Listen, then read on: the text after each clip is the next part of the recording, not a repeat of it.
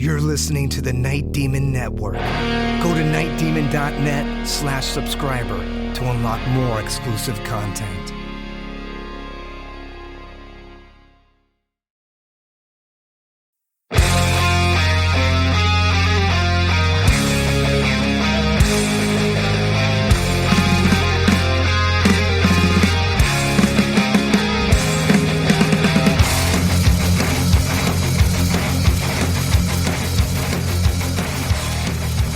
Hello and welcome to the Night Demon Heavy Metal Podcast.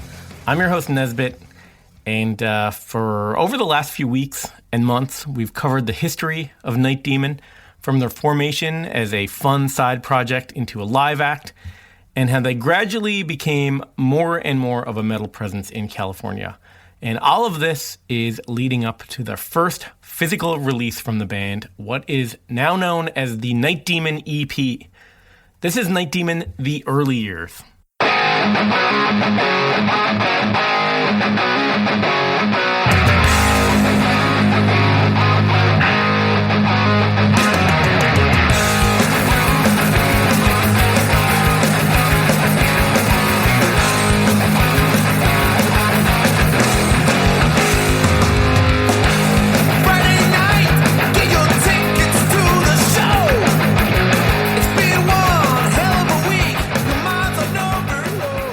So 2013, and Night Demon is really ramping up its activity with new merch, a music video, the first band interviews, invitations to play festivals.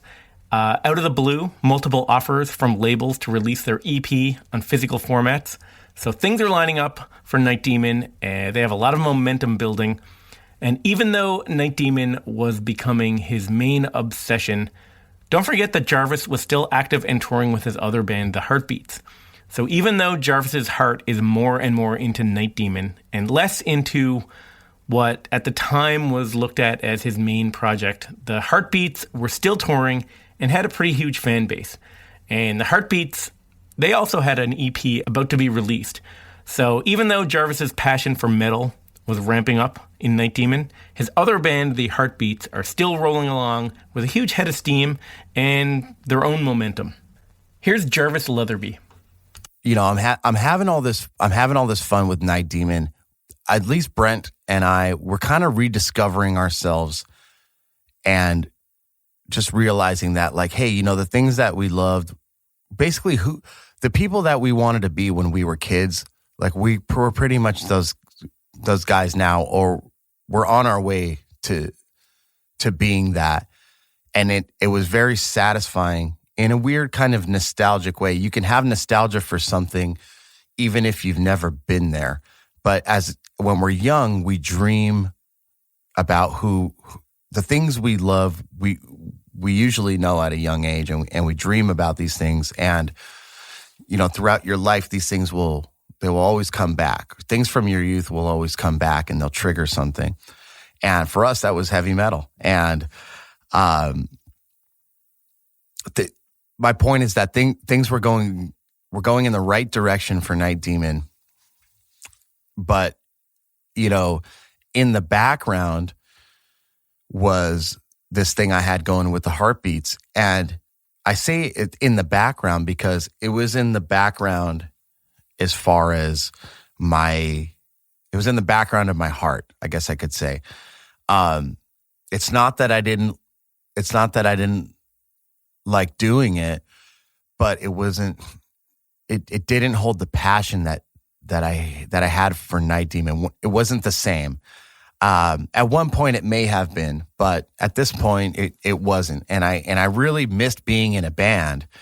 You know, every tour that the Heartbeats did, I pretty much had a different lineup. So at this point, it's May of 2013. I'm about to go on pretty much the longest tour I've ever been on with the Heartbeats, it's tough. It was tough for me because, you know, I'd have a band of 5 to 6 people, and these are people that I would have to pay every day. I had professional musicians, and, you know, I'd have to buy all the plane flights in advance and do all that stuff. I mean, we weren't a huge band, so there was nobody fronting that money. I was lucky enough to have a good record label and a good booking agency getting the music out, putting the records out, and getting me some shows. But, this is stuff that I kind of had all lined up previously. So as Night Demon's climbing, the heartbeats in the background are also coming up and up. And, we were about to go on this tour. It was, get this, it was 30 shows in 31 days, starting in starting in Southern California, going all through Europe, and then ending in New York. Actually, sorry, it was there was an LA show too the night before we kicked it off. So it's 31 shows in 31 days. There's a ton of travel, a lot of flying for these gigs. You're crossing time zones, borders, everything. And I've got to keep a straight face. I've got to keep everything on for these guys. I'm definitely I'm the leader of that band. It's a solo project essentially. And just having all these different musicians all the time frustrated me. Like I had my main guys that stuck in there, but on this particular tour, I put out a punk rock covers EP with the Heartbeats called Underground Classics. We did I Love Living in the City by one of my favorite punk bands, Fear. What do they want? What do they want?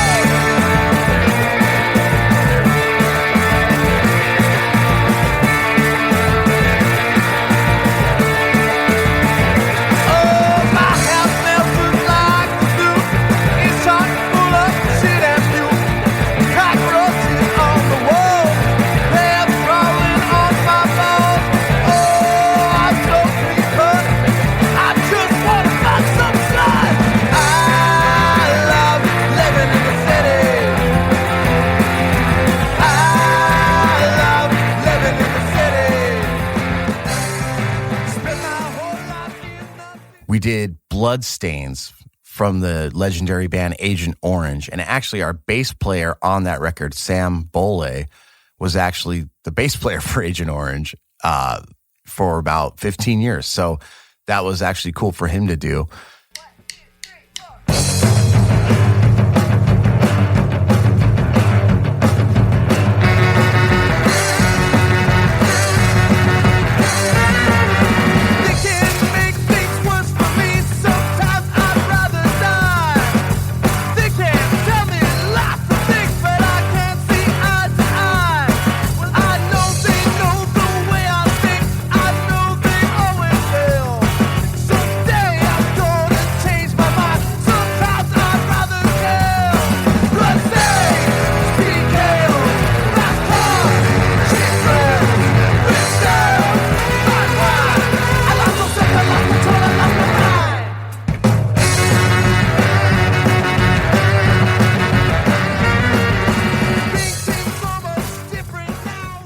We did Some Kind of Hate by the Misfits. I always kind of heard the song like this.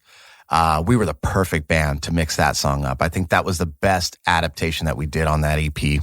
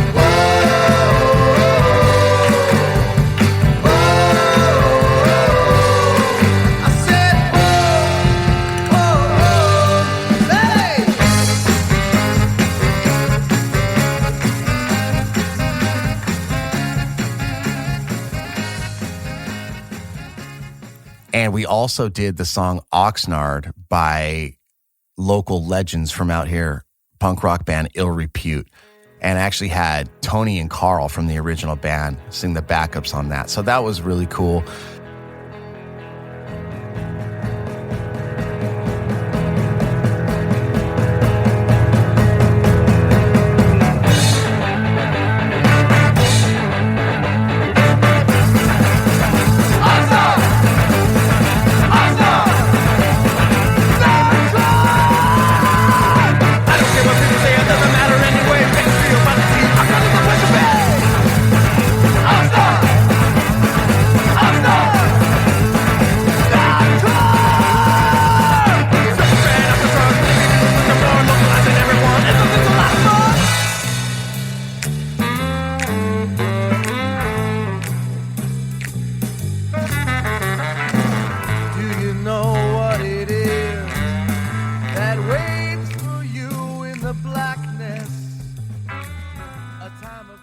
It was the same place that we recorded Soul Music Volume 1. Everything was recorded to tape, nothing digital, not even in the mixing, no automation, nothing like that.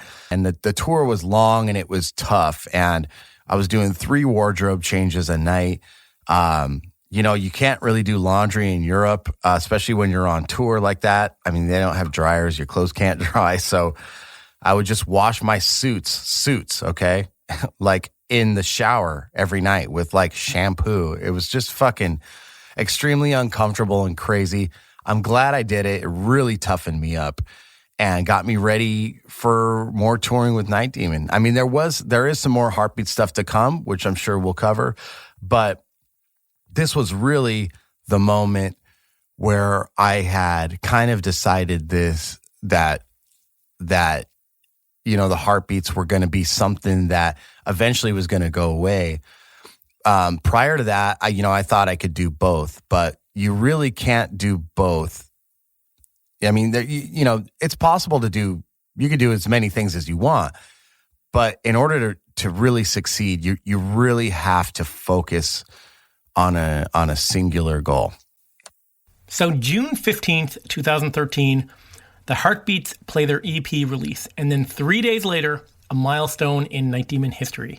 So June 18th of 2013, Night Demon's EP is released on vinyl by Reinig Records. And it's a limited pressing, limited to 500 copies of 7-inch vinyl.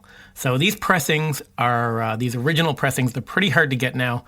I checked online and they go for a few $100 now. So they're a real collector's item. But it would be later that summer that the EP would be released again on CD by Shadow Kingdom Records, and also a cassette release too.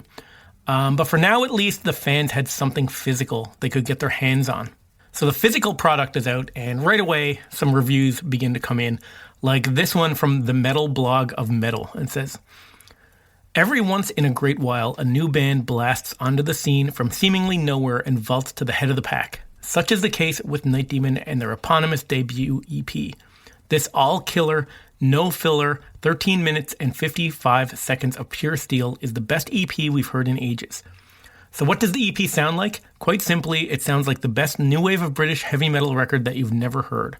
Upon hearing this gem, you'd swear that it was released in 1980 on Neat Records.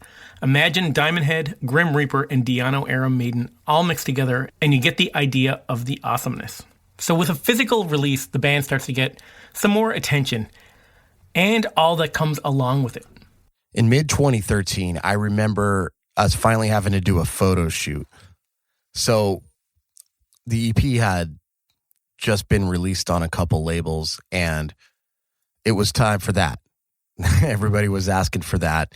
And when our bio was going out and people wanted to start doing interviews and we were getting some press, it's like, hey, what does the band look like? So, we had a lot of good live shots circulating online that I really liked. I mean, we had some bad ones too. You're always going to get some bad ones when you're banging your head 1,000 miles per hour. I mean, there's so many things on Google Images these days after being in the band for so long where, probably 5% of what photographers take is usable, but the stuff just ends up on their entire photo galleries. And like mid headbang, depending on what shutter speed the photographer is using, it's like it looks like my face is about to fly off of my skull. But so we had to do some official promo shots, and I'll admit, still to this day, I'm not very comfortable doing posed pictures. I don't think anybody in our band is, and we're just not pros at it. We're musicians, we're performers, but we're not models, and we have no formal training in that, and we're not really the posting selfie kind of guys anyway. So it's always kind of awkward. It's like that, when you're just standing there in front of a camera, there's only so many things that you can do, right? It's like, where do I put my hands? I could, I could put them across my chest, or I could fold my arms, or I could have my arms out. But usually it's just like, we don't want to seem pretentious, so we just kind of put our hands to our side. But, when I look back at a lot of our promo photos, you could tell we just look very nervous and very uncomfortable. So, growing up, I always had posters on my wall of, promo shots. I remember Ross Halfin used to take a lot of pictures of Iron Maiden and Metallica and bands like that. And, Black Sabbath always had a lot of promo shots of them off stage, and they always looked so cool, all those bands. And I don't know, we were never really able to capture that. I kind of just feel like we had a really hard time being ourselves in front of a camera in that situation. So I digress. We had to take a promo shot. So a good friend of ours, Mark Whitaker, who had been around the scene for a long time, who I had known for years, going to punk and metal shows when we were in high school. He was a skateboarder and he was a photographer, and he always had a camera in his hands. He was at every show, and he took pictures of bands and stuff like that. And we didn't have any money at the time, so he was gracious enough to come out and do this. Hey, how's it going, everyone? My name's Mark Whitaker. I'm a professional photographer out of Oxnard, California. My specialty is music and portrait photography. They kind of both go hand in hand, so that's kind of how this relates to Night Demon. So I met them probably a while back. Jarvis had approached me about shooting promo photos for Night Demon. So we talked about ideas, and we came up with coming out to the old wagon wheel back in Oxnard. Sadly, no more. Bowling alley, lots of good times there. A lot of nardcore bowling nights there. So we met up, shot the photos, and had a pretty good time. Lots of hilarity ensued, and got some cool shots. We used to do this thing on Sundays, the Nardcore Punk Rock Bowling, where all the punkers would get together at the bowling alley, and we had a league. It was pretty fucking cool. But so one Sunday before that, we decided, myself, Brent, and John, to hit up Mark, and we would go take some pictures in the morning. So we did that outside of the bowling alley, which is now the wagon wheel district of Oxnard has now been torn down for condos and high rises, which is kind of sad because it was a really cool area. That's where a lot of movies were filmed out here back in the day before this town was really populated and Hollywood was getting a little crowded.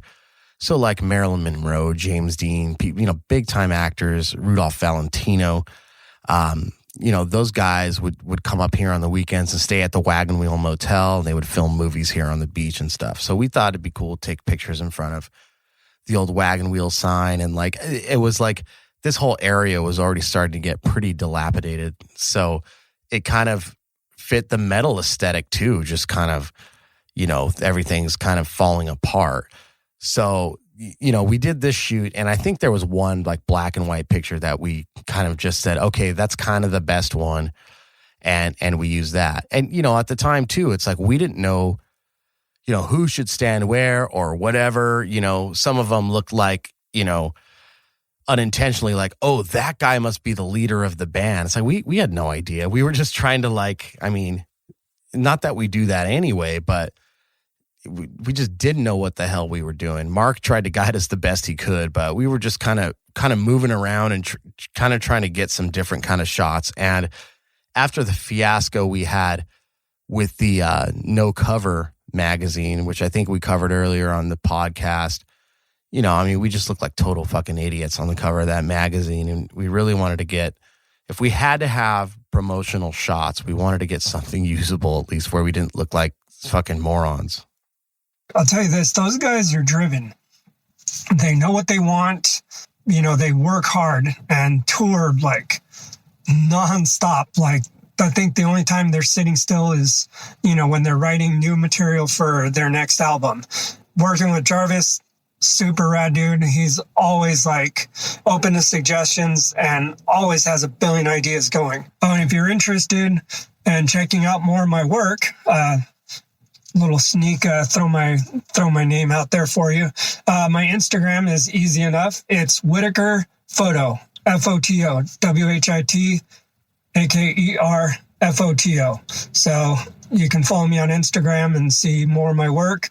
And also my website, same as my Instagram, but just add .com at the end of it. You can check out Mark's work online on his sites, and also these photos from the first Night Demon photo shoot in the subscribers area on nightdemon.net. So the summer begins with Night Demon playing shows around California. Now, remember, even though he's basically putting his passions full on into Night Demon, Jarvis's other band, the Heartbeats, they're still going, and if you look at the timeline, there's still an occasional Heartbeats show happening, but Night Demon is now fully the main focus.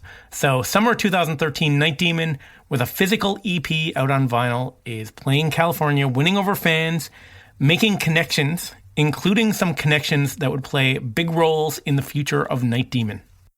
Hey guys, this is Andrew Bunsall. I run a company called Metal Assault, and I'm here talking about how I first got introduced to the band Night Demon. So the band released their debut self-titled EP in 2013, and they were opening for Cauldron out of Canada, who were on tour, and they played a show at the 5-Star Bar in May of 2013. And Night Demon happened to be one of the local openers or local/regional openers at that event. And as was always my habit, I always went to shows to check out all the bands and not just the main headliner. So I happened to see Night Demon's set, and I was very impressed with the performance. I wrote about it. I gave it a very positive review. And I thought that was as much of a highlight from the show as was Cauldron set itself. So I think Jarvis and the guys read the review, which was posted pretty soon after the show, like the next day or the day after. So it was very fresh, and they read it and reached out to me via email to thank me for the review. And that's how I was first introduced to Night Demon. It was just purely from seeing them perform, which is pretty much how I get introduced to every band for that matter. So from then on, I think it just became a matter of just kind of me keeping track of what they were doing when they were playing in LA next. And I ended up going to a lot of their shows in the LA area later that year, and kind of became close with them in that sense. And I became that guy that they would see at all their LA shows. And little while later, this was in 2014 when they finally asked me to tour with them, and the rest, as they say, is history. So the Night Demon debut self-titled EP, which came out in 2013, it had, and this is me talking about just the original version of the EP, so to speak, which had the 4 tracks, the eponymous track Night Demon, Ritual, Chalice, and Ancient Evil, like the 4 very original Night Demon tracks that anybody ever heard. At first, when I listened to it, I remember kind of instantly getting hooked to it because it had that quality. It had something unique and fresh, which is at times hard to find in the sort of old school heavy metal or the new wave of old school heavy metal genre, so to speak. A lot of bands try to do it and kind of try to get inspired or get influenced by the stuff that they used to listen to or they still listen to from back in the days. But I think Night Demon had that special quality, which I'm sure people listening to this can obviously agree with. Like with the singing style, which was it was a different type of singing voice, which I think also it was a result of just Jarvis's background with like singing other types of music, whether it be other types of rock or whatever it may be from his past. So I think that lent into the uniqueness of the voice. And just the power trio aspect of the musicianship was very solid. I mean, there's no hiding in a power trio. Like if you're pursuing that as a band, then obviously all three members need to be very solid at writing and performing.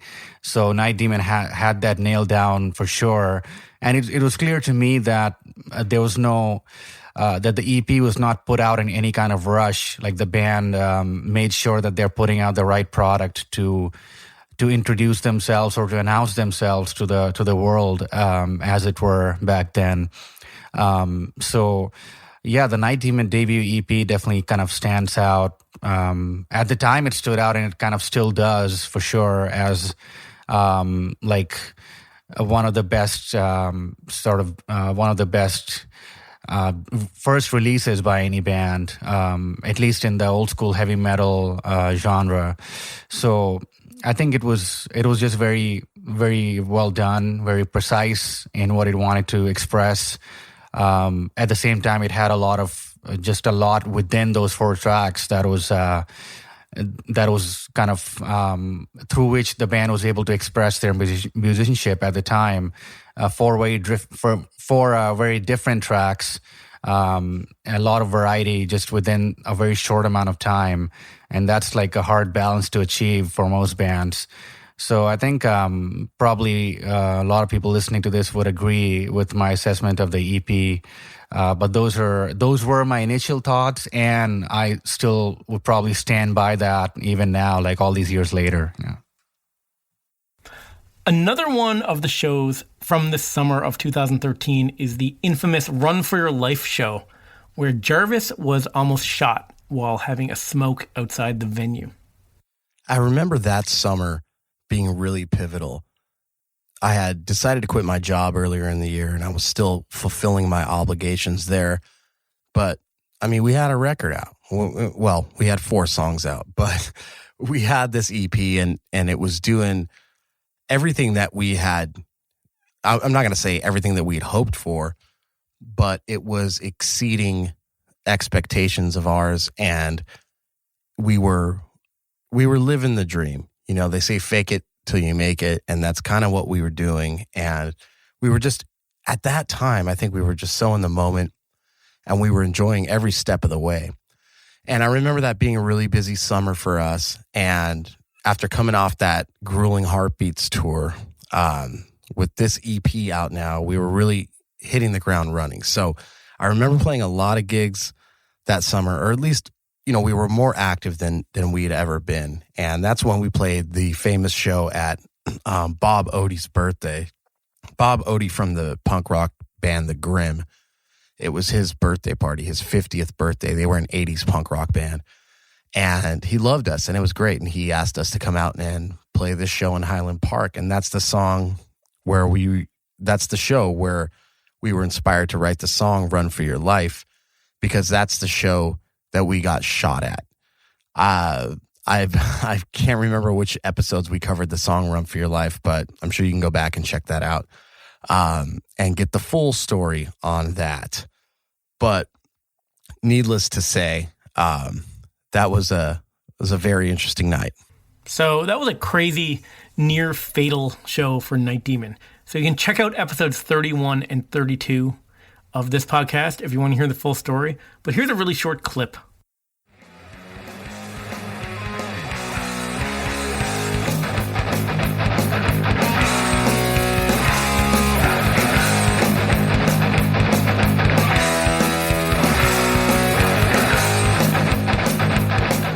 And he had his hands in his pockets, and he walked up, turned and faced it, pulled a gun out of his pocket, and just start firing into the place. I at this point, I'm looking for John and Brent, because I'm like, what the fuck is going on? Where are my guys? Are they okay? I hear a shot ring out. Ricochet. Bullets flying by my head. So episode 31 and 32 of this podcast, if you want to check it out. They're really cool episodes. But the band, they narrowly escaped that show. But they survived to play the rest of their summer dates, including a killer show with Witch Haven and Spellcaster in Orange County on July 7th, 2013. 2 days later, to celebrate the release of the Night Demon 7-inch, Night Demon plays an EP release show. So July 9th, 2013, EP release show with Spellcaster and Ex Mortis at the 5-Star Bar in Los Angeles, California. The show is also notable in that it's the first time Night Demon performs the completed version of a new song written about the shooting earlier in the summer. So that song, Run For Your Life, then known as Run For Your Lives. Thanks again. Thanks to you guys for coming out. Good to see all you guys again. Good to see some repeat Night Demon fans here. Thank you very much tonight. Let's keep it going. This song's about a show we played in Highland Park where this guy came and he just wanted to open fire on the show. We didn't get shot, thank God. We're here tonight, but we wrote a song about this song. It's called Run For Your Lives.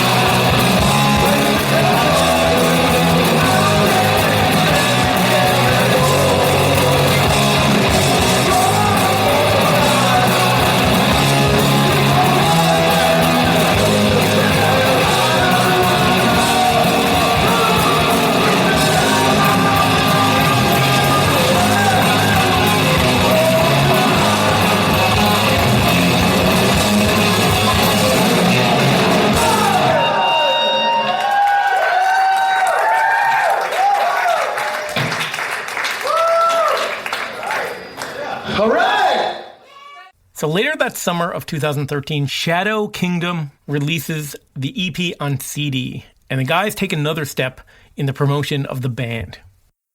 As things were winding down with my job, as I previously spoke about, I had given them a lot of time before I exited. But at the same time, I was spending a lot of my free time transitioning into some kind of business, something that, could supplement my income, but could also help the band, since Night Demon was becoming the number one focus in my life. So when I started talking more with Tim McGrogan from Shadow Kingdom Records, and he had signed the band to release the EP on a CD version, and we just started talking about other releases he had, and he needed some help with some stuff. And so I thought, well, let's take this thing back to a grassroots effort. And for most people that know the ethos of Night Demon, we like to use modern technology for what it's worth, whether that be social media or streaming, or at the time digital downloads and stuff like this.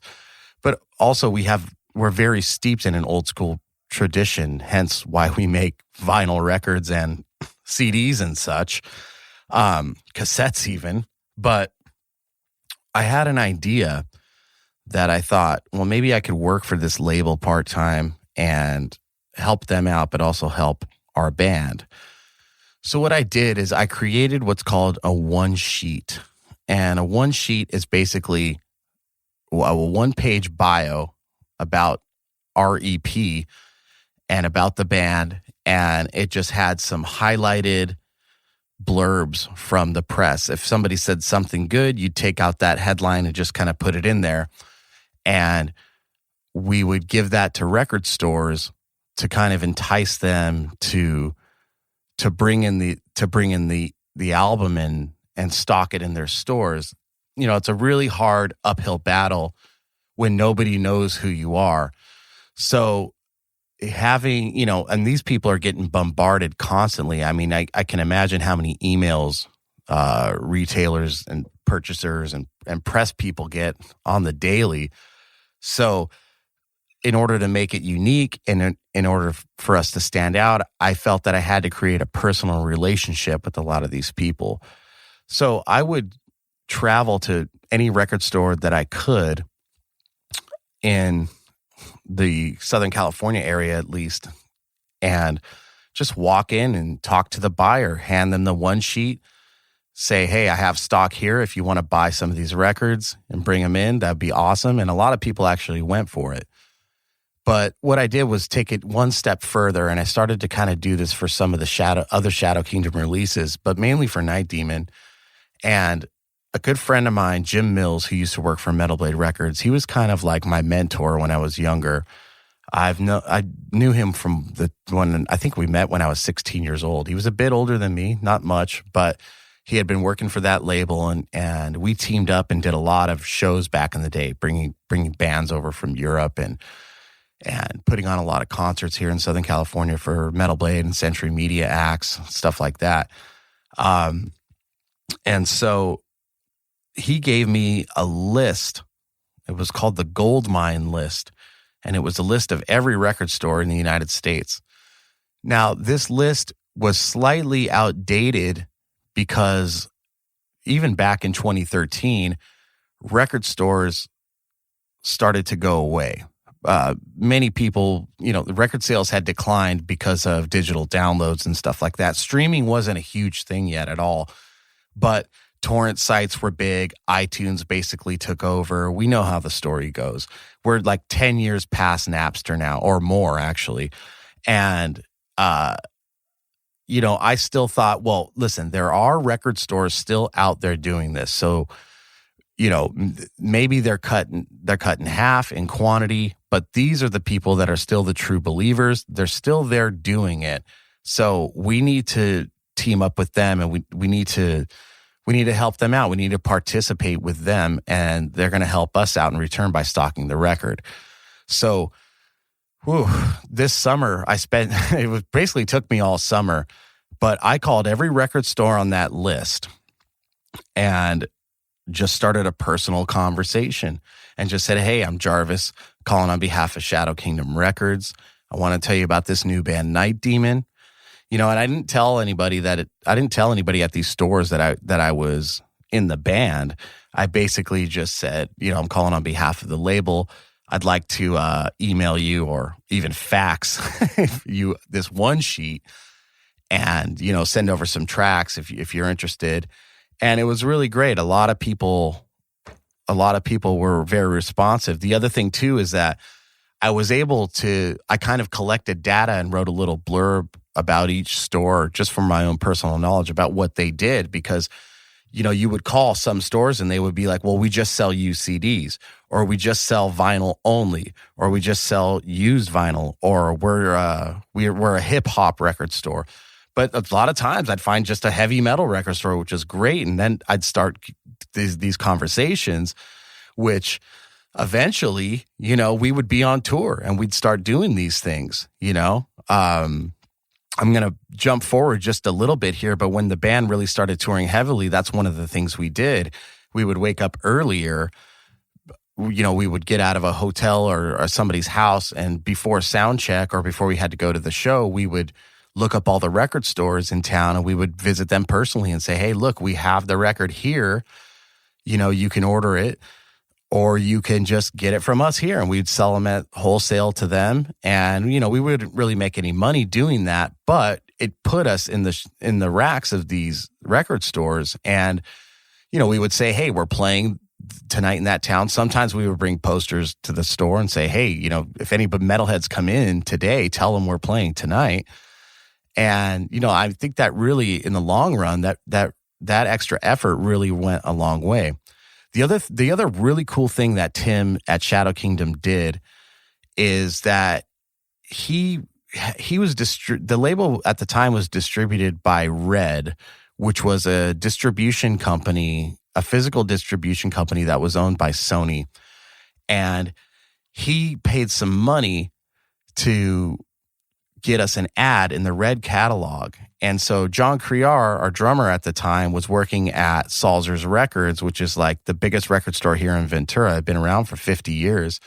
And they were like definitely the most legitimate. It was a mom and pop run organization, but they participated in all things big, and they were very legitimate as far as the stuff they brought in. They were a member of the Coalition of Independent Music Stores, which is a coalition of the biggest indie stores in the country. And they would share releases and share knowledge with each other, and they would promote the same stuff and put them on listening stations and try and get these indie artists really out to the public. So John one day he hands me the Sony Red catalog. He's all, dude, check this shit out. We are in here. And it's not a thick booklet by any means, but it's a really nice printed catalog.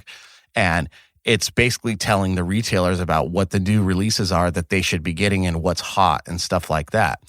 So I was really pleased with that Tim went the extra mile to get us into distribution like that. So all I had to do was supplement that on the other end by getting some FaceTime with these record store owners and the buyers and getting on the phone with them too. So when it was all said and done, after a whole summer of doing this every day, I can't tell you how many thousands of calls I made, but I would even go online and find record stores that were not on the gold mine list, news stores. Or, there was a chain of stores in the Southwest called Zia Records that had multiple stores. And when I connected with them, they picked up copies for every store. And that was huge. Just a win like that was huge. And it's just like, I got so used to doors being slammed in my face by people. Not everybody was interested at all. But it gave me the confidence to keep going. And at that point, I had nothing to lose. It's like, if you don't ask, you don't get, right? So for every 10 people that said no, one would say yes. And that began to amass quite a bit for us. And those records sold out very quickly. And we were going into repress almost immediately.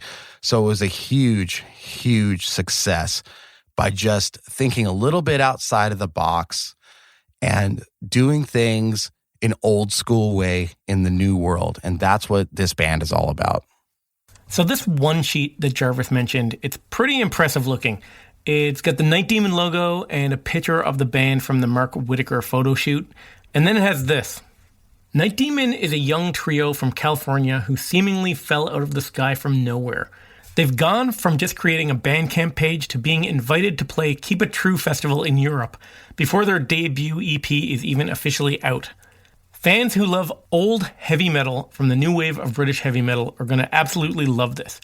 Angel Witch, Raven, Iron Maiden, all that British-styled heavy metal that started it all is feathered throughout their music. Think back to that time period, and if you add harder punch to it all, that's what Night Demon is all about. It's a heavier, harder, grittier version of those bands with an American spice on top of it all. So that paragraph is followed by a list of snippets from reviews, including this snippet, which is like one of my favorites, from Sea of Tranquility, where they say, "You'll be metaphorically creaming yourself all over the floor at this one." Then they list the contact info and finally an image of the EP album cover art. So it's very cool, and I can totally see how this worked to get attention to the band. And yeah, you guessed it, there's a copy of it in the subscriber section that you can download and read for yourself.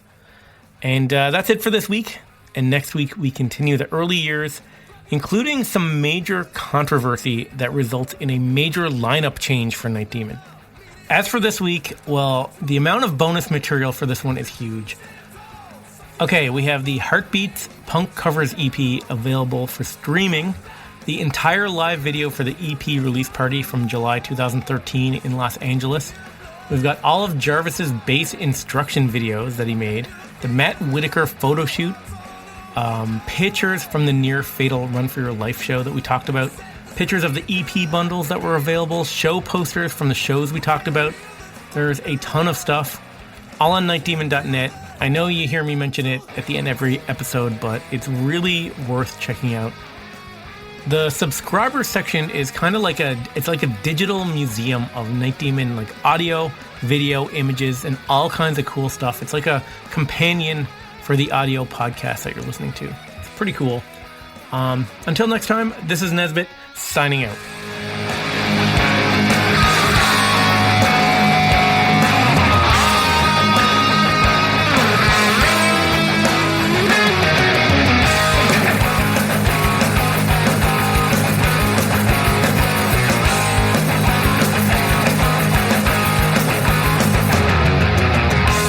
When your blood is pumping high and you're feeling like your heart's all overdrive, set the stage, your life begins. You can hear the thunder roar. You can feel the heavy metal heat. Thanks for listening to the Night Demon Heavy Metal Podcast. Head over to nightdemon.net, click on the subscriber tab, and sign up to access exclusive weekly bonus content. If you would like to donate to support the Night Demon Heavy Metal Podcast, you can do so through PayPal at paypal.me/nightdemonmetal. Additionally, if you have not already done so, please subscribe, like, rate, and review the show on iTunes or wherever you listen to podcasts.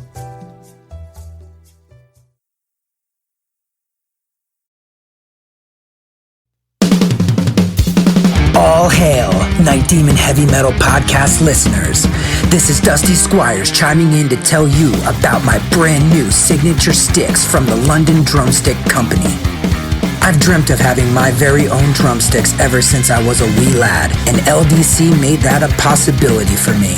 Founded in 2016 in London, England, the birthplace of heavy metal, the London Drumstick Company has trailblazed a path through the music industry and taken the drummer world by storm. When I met them for the first time, they knew their product was going to withstand the beatings of a Night Demon show. They took the time to work with me on getting everything just right. The balance and weight of my sticks are the same no matter what, and the durability is bar none the best I've ever had. I know my sticks will last through the set night after night. I'm truly honored to work with a company that caters to their players the way LDC does.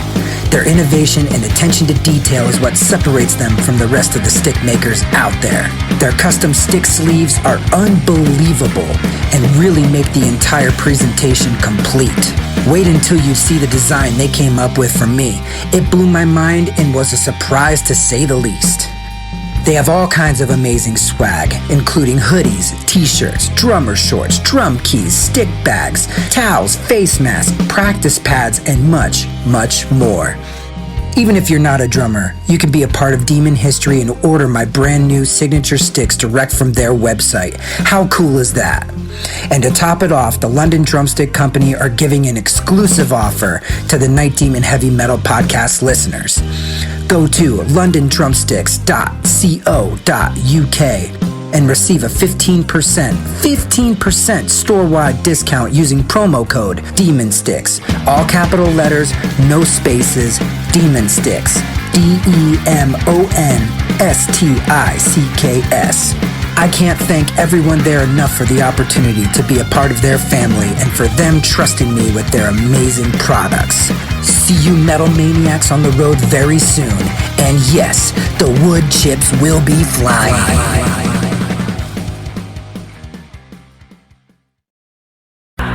Greetings, boils and ghouls. This is your comrade, the Crypt Keeper here, reporting dead from the sanctuary of the strange.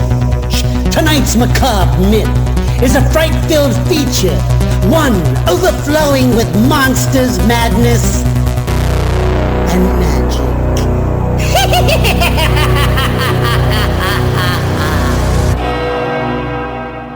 Visit our website at monstersmadnessandmagic.com to stay up to date on all the dark dealings within the sanctuary of the strange. Enjoy the show.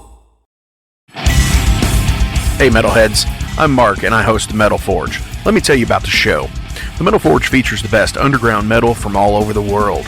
We spend every week with a different artist with interviews, in-depth conversations, and most of all, the music. We also feature audience interactivity where you can submit your questions to the upcoming guests. New episodes are out every Friday at noon Eastern Time at metalforgeradio.com or wherever you listen to your podcasts.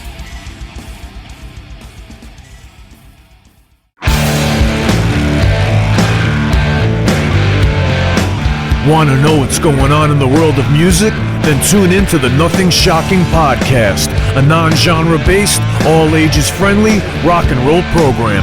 Join us weekly for interviews with all your favorite rock stars from the mainstream to the underground. You can find us at nothingshocking.libsyn.com or anywhere you download podcasts.